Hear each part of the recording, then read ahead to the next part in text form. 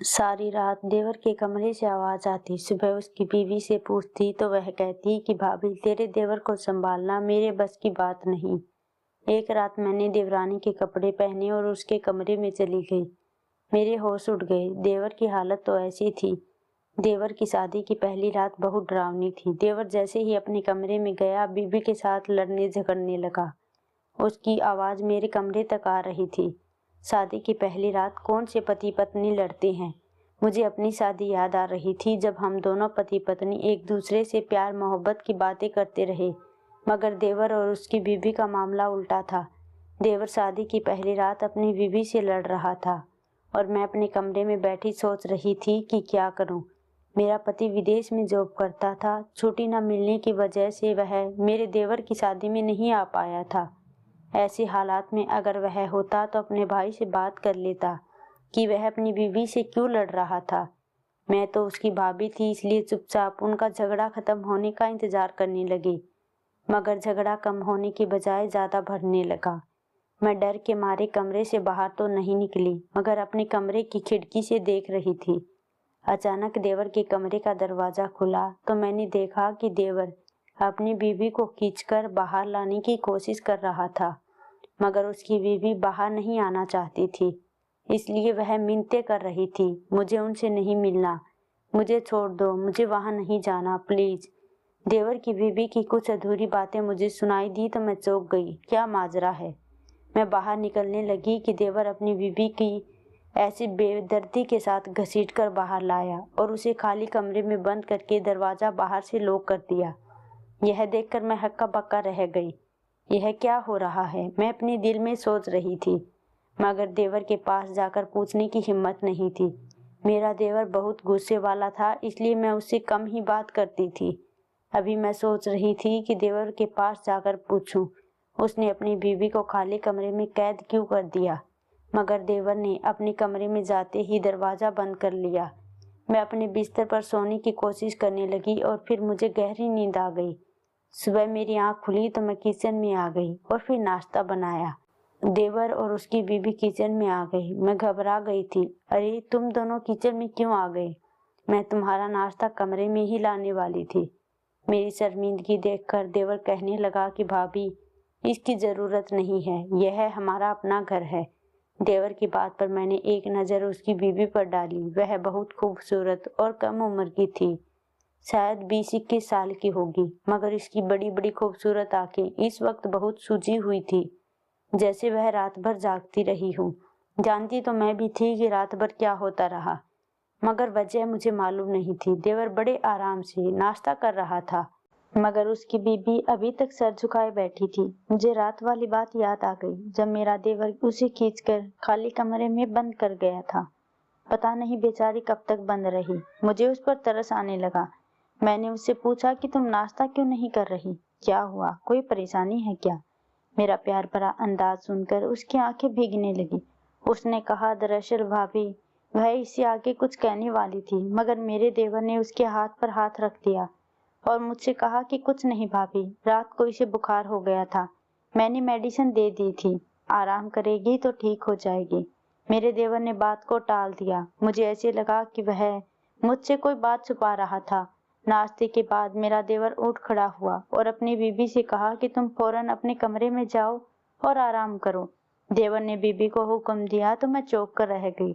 मेरा देवर अपनी बीबी के साथ ऐसा सलूक क्यों कर रहा था? कोई अपनी नई नवेली दुल्हन के साथ ऐसा सलूक करता है? मैंने उसकी बीबी की तरफ देखा तो मुझे उससे हमदर्दी होने लगी, क्योंकि देवर की बात सुनकर वह बेचारी डर सी गई थी, मगर वह अपने पति से शायद डरती थी, तभी तो उसकी बात सुनकर वह फौरन अपने कमरे में चली गई। देवर सुकून से घर से बाहर निकल गया, जबकि मैं सोचने लगी कि आखिर उन दोनों के बीच क्या चल रहा है। मैंने काम खत्म करने के बाद अपने पति को कॉल की और उसे गुजरी रात वाली सारी बातें बता दी। मेरे बात के जवाब में पति कहने लगा कि मेरा भाई शुरू से ही ऐसा है, उसे अपनी बात मनवाने की आदत है। उन दोनों पति पत्नी के बीच जो भी चल रहा है तुम उसमें दखल मत देना, वह खुद ही अपने मसले हल कर लेंगे। उनकी बात पर मैंने भी सोचा कि वह ठीक ही कह रहे हैं। मेरा देवर कोई बच्चा नहीं है जो अपनी बीबी के साथ ऐसा सलूक कर रहा था। पति से बातचीत करने के बाद मैं किचन में आई और खाना बनाने लगी, मगर तब भी मेरे देवर की बीवी अपने कमरे से बाहर नहीं निकली। मैं चाहती थी कि हम दोनों साथ में खाना खाएं, मगर वह अपने कमरे से नहीं निकली, तो मजबूरी में मैं उसके कमरे में आ गई। दरवाजा खुला था, वह बेड पर लेटी हुई थी। मैंने उसे कंधे से हिलाया तो वह डर गई। मैं शर्मिंदा हो गई। मुझे माफ कर दो, मुझे गेट बजाकर अंदर आना चाहिए था। मैं तुम्हें यह कहने आई थी कि तुम खाना खा लो। मेरी बात सुनकर वह बाहर आ गई और मेरे साथ बैठकर खाना खाने लगी। तभी उसका दुपट्टा नीचे हुआ तो मैंने देखा कि उसकी गर्दन पर लाल निशान थे। अरे, यह तुम्हारी गर्दन पर क्या हुआ? मेरे यूं पूछने पर वह घबरा गई। उसने जल्दी से अपना दुपट्टा ऊपर किया और कहने लगी कि कुछ नहीं हुआ। यह कहकर वह एकदम खड़ी हो गई। मैंने कहा कि बैठो, खाना तो खा लो, तो वह कहने लगी कि मुझे भूख नहीं। यह कहकर वह अपने कमरे में चली गई, जबकि मैं हक्का बक्का रह गई कि पता नहीं बेचारी के साथ क्या हो रहा था। नई नवेली दुल्हन तो बहुत खुश होती है, लेकिन यह तो बहुत डरी डरी सी थी। मैं सारा दिन इसके बारे में सोचती रहती। रात को मेरा देवर घर आया तो बहुत गुस्से में था। मैंने खाने का पूछा तो मुझे जवाब नहीं दिया। चुपचाप अपने कमरे में गया और अपनी बीवी के साथ ऊंची ऊंची आवाज में लड़ने लगा। मैं किचन से निकलकर अपने कमरे में आ गई। खिड़की से जाकर देखा तो मेरे होश उड़ गए। मैंने देखा कि देवर ने किसी बात पर अपनी बीवी को थप्पड़ दे मारा था। वह बेचारी बेड पर उल्टे मुंह आंसू बहा रही थी। मुझे बहुत दुख हुआ। देवर बहुत गुस्से में लग रहा था। उसने हाथ बढ़ाकर अपनी बीवी को बिस्तर से उठाया और कमरे से बाहर जाने के लिए कहा, मगर वह मना करने लगी। मगर देवर ने उस पर जरा भी तरस नहीं खाया।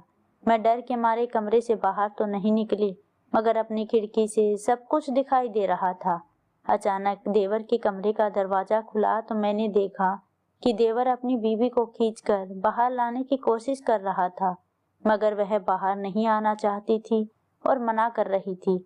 फिर वही शब्द कि मुझे उससे नहीं मिलना, मुझे छोड़ दो, मैं वहां नहीं जाना चाहती।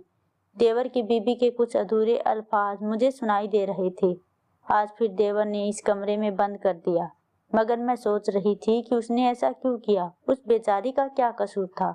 इसलिए मैं हिम्मत करके बाहर निकल आई। मेरा पति कहता था कि मेरा भाई शुरू से ही ऐसा है। मैंने सोचा कि यह सब कुछ उसके साथ नहीं होने दूंगी। मुझे ध्यान रखना चाहिए था। मैं भी एक लड़की थी और किसी दूसरी लड़की पर जुर्म होते हुए नहीं देख सकती थी। इसलिए मैं सीधी उसके कमरे की तरफ बढ़ी। मेन दरवाजे के पास जाकर अपने कान लगा दिए। मुझे अंदर से दो आदमियों की आवाज सुनाई दी तो मेरे होश उड़ गए। मेरे देवर ने क्या किया? अपनी बीवी को इस कमरे में उन लोगों के बीच क्यों छोड़ दिया? मैं यही सोच रही थी कि अचानक अंदर से मुझे अपने देवर के बीवी की चीख सुनाई दी। फिर वे चीखें जारी रही। यह सब मुझसे बर्दाश्त नहीं हुआ तो मैं अपने कमरे में आ गई और अपने कानों पर हाथ लगाने लगी। पता नहीं उस अंदर उस बेचारी पर कैसा जुर्म हो रहा था। वह तो बहुत कम उम्र की थी। वह यह सब कैसे बर्दाश्त करेगी? मैं सोच सोच कर कांपने लगी और अपने पति को कॉल करने लगी, लेकिन फिर रुक गई। जाहिर है वह अपने भाई की साइड लेगा, इसलिए मैंने उसे कॉल नहीं किया और फैसला किया कि कल खुद ही देवर की बीबी से बात करूंगी। यह सोचकर मैं सुकून से सो गई। काफी देर तक मुझे नींद नहीं आई, मगर सुबह के वक्त मेरी आंख लग गई और फौरन ही मुझे किसी ने जबरदस्ती जगा दिया। मैंने आंख खोलकर देखा तो वह मेरा देवर था। मैं घबरा गई। आज तक वह मुझे जगाने कमरे में नहीं आया था। मैंने उससे पूछा कि क्या हुआ, तो कहने लगा कि भाभी, मेरी बीवी की तबीयत ठीक नहीं है, आप उसके पास जाएं, मैं डॉक्टर को लेकर आता हूँ। मैं भागकर उसके कमरे में गई। सामने का मंजर देखा तो मेरे होश उड़ गए। सामने बेड पर मेरे देवर की बीबी बेहोश पड़ी थी। ना दुपट्टे का होश था, ना कपड़ों का। मैं जल्दी से अंदर गई और उस पर जल्दी से कंबल डाल दिया। वह चीखने लगी, मुझे उन लोगों के साथ नहीं रहना, मैं वहां कमरे में नहीं जाना चाहती, प्लीज मेरी मदद करो। वह बेहोशी में भी ऐसा ही कह रही थी। मैंने उसको हिलाया और कहा कि वहां उस कमरे में तुम्हारे साथ क्या होता है, मगर वह बेहोश थी। मेरी बात शायद उसे सुनाई नहीं दे रही थी, इसलिए तो वह अपनी ही बात किए जा रही थी। मैंने उसके माथे को छुआ तो मैं घबरा गई, क्योंकि उसे बहुत तेज बुखार था। इस बेचारी के साथ कैसा जुल्म हो रहा था। मैंने उसकी गर्दन से कंबल हटाया तो मेरे होश उड़ गए, क्योंकि वहां एक गहरा कट लगा हुआ था। मैंने अपने देवर को एकदम बुरा भला कहना शुरू कर दिया। यह इसका ही कसूर था। मुझे उस पर बहुत गुस्सा आ रहा था। ऐसे आदमी शादी करके खुद को बीवी का मालिक समझ बैठते हैं।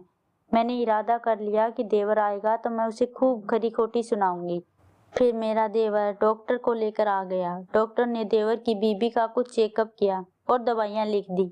मैं वहीं खड़ी थी, इसलिए मैंने डॉक्टर से पूछा कि डॉक्टर, इसे क्या हुआ है। डॉक्टर कहने लगे कि यह लड़की किसी चीज़ की टेंशन ले रही है।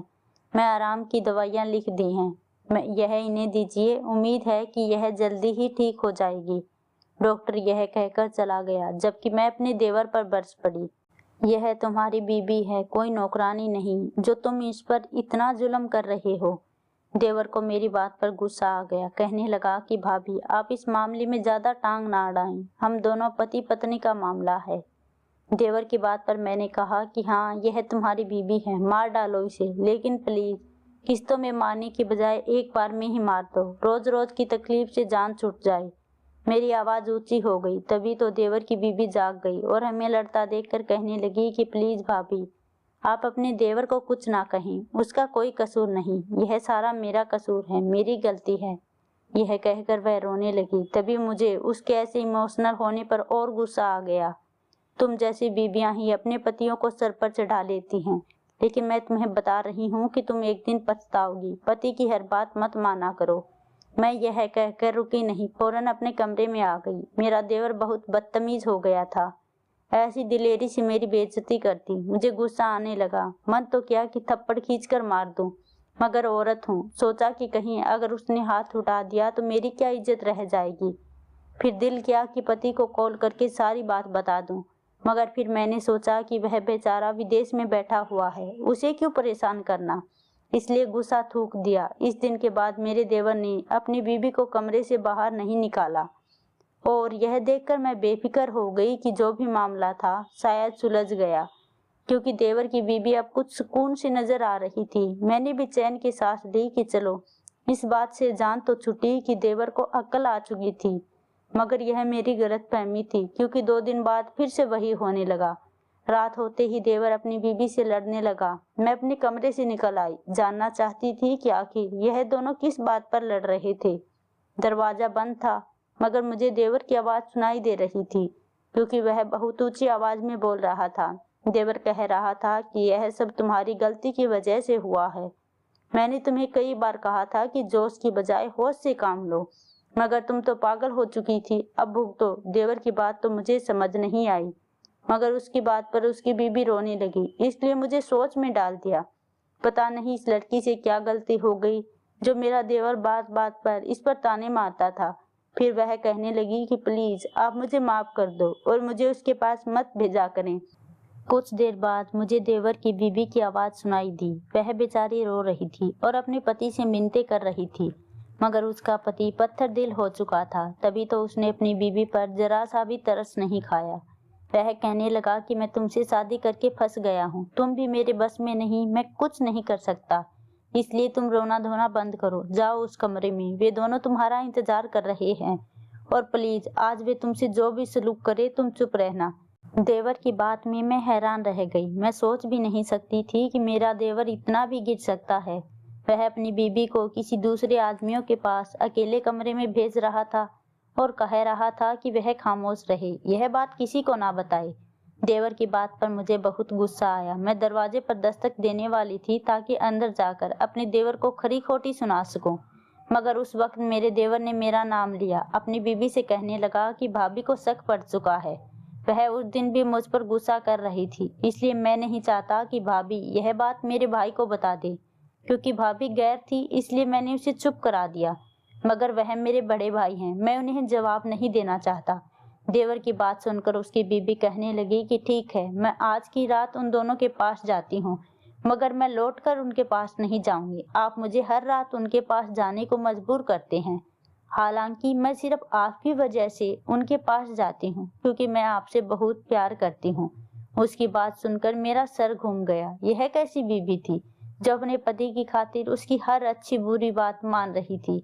अब मुझे देवर की बीबी पर भी गुस्सा आ रहा था, मगर इसी वक्त कमरे का दरवाजा खुला। देवर और उसकी बीबी बाहर निकले। मुझे वहां से भागने का मौका नहीं मिला, इसलिए मैं वहीं खड़ी रही। मुझे देखकर देवर का मूड बिगड़ने लगा। भाभी, आप रात के इस वक्त हमारे कमरे के बाहर क्या कर रहे हैं? देवर के पूछने पर मैंने जवाब देने का सोचा कि अब मैं क्या जवाब दूं, झूठ या सच। मगर मेरे जवाब देने से पहले ही देवर की बीबी कहने लगी कि भाभी को कोई काम होगा। आप क्यों बिना वजह भाभी पर शक कर रहे हैं? देवर की भाभी ने मेरी तरफ उम्मीद भरी नजरों से देखा, मगर देवर कहने लगा कि नहीं, कोई काम नहीं था। यह छुप छुप कर हमारी बातें सुन रही थी। भाभी, क्या आपको किसी ने नहीं बताया कि किसी की बातें सुनना पाप है? देवर ने गुस्से में मुझे घूरा। मैंने कहा, जी बिल्कुल, किसी की छुप छुप कर बातें सुनना पाप है।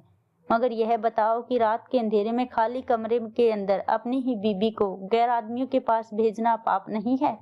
मैंने गुस्से से कहा तो वे दोनों पति पत्नी हक्का बक्का रह गए। देवर का चेहरा गुस्से से लाल पड़ गया और कहने लगा कि यह आपसे किसने कहा?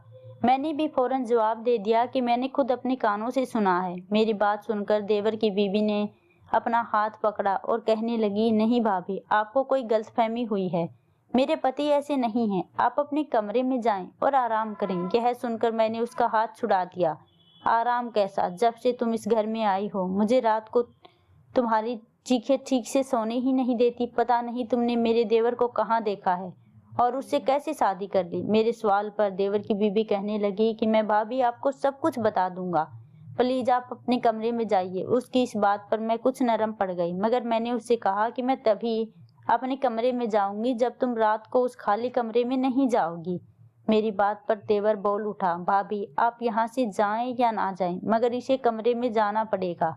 देवर ऐसी जिद पर आ गया था। मुझे फिर से गुस्सा आ गया। मैंने कहा, तो फिर मैं भी यहाँ से तब तक नहीं जाऊंगी जब तक तुम दोनों मुझे सही बात नहीं बता देते। मेरी बात पर देवर ने अपनी बीबी का हाथ पकड़ा और उसे खींच कर ले जाने लगा। वह बेचारी चुप रही, मगर मैं अपने घर के अंदर देवर को यह सब नहीं करने दे सकती थी। इसलिए मैं तेजी से आगे बढ़ी और इस कमरे के दरवाजे के आगे जाकर उन दोनों का रास्ता रोक दिया और कहा कि मुझे बताओ, वरना मैं पुलिस बुला लूंगी। मेरी धमकी सुनकर देवर ने दरवाजा खोला और मुझे अंदर ले गया। वहां दो आदमी बैठे हुए थे तो देवर की बीबी कहने लगी कि भाभी, यह मेरा बाबा और भाई है। दरअसल मैंने आपके देवर के साथ भागकर शादी की है और इस शादी को मेरे घर वाले नहीं मानते, इसलिए घर वाले मुझे वापस ले जाना चाहते हैं। रोज मेरा भाई और बाबा मुझे मनाने के लिए आते हैं, मेरे साथ जबरदस्ती करते हैं ताकि मैं अपने पति को छोड़कर उनके साथ आऊं। मेरा पति उनको समझा समझा कर थक चुका है, इसलिए मुझे यहाँ भेज देता है ताकि मैं उनसे बात करूं, मगर यह दोनों नहीं मानते। अब आप ही उनको समझाएं। मैं हैरान रह गई। मैं अपने देवर को गलत समझ रही थी, मगर मेरा देवर अपनी जगह सही था। इसलिए मैंने देवर की बीबी के घर वालों को काफी दिनों तक समझाया कि आपकी बेटी ने मेरे देवर के साथ अपनी मर्जी से शादी की है, वह बच्ची नहीं है और उसके साथ आप जबरदस्ती नहीं कर सकते। मेरा भाई पुलिस में बड़ा ऑफिसर था, तो मैंने देखा कि सीधे सीधे बात नहीं बन रही, तो मैंने अपने भाई को फोन किया और सारी बात बताई। तो भाई इसी वक्त पुलिस की गाड़ी लेकर आ गए। पुलिस वालों को देखते ही उन लोगों का रवैया बिल्कुल बदल गया। उसका भाई बोला कि बहन जी, जो होना था हो गया, अब हम यही चाहते हैं कि हमारी बहन इस घर में खुश रहे। उसका बाबा बोला कि आपको देखकर हमें तसल्ली हो गई कि हमारी बेटी ने खानदानी आदमी से शादी की है। मेरे देवर और देवरानी ने सुख का सांस लिया। मैंने पुलिस वालों को रवाना किया और मेरे भाई का भी धन्यवाद कहा कि इतने बड़े झंझट से मेरी जान छूट गई।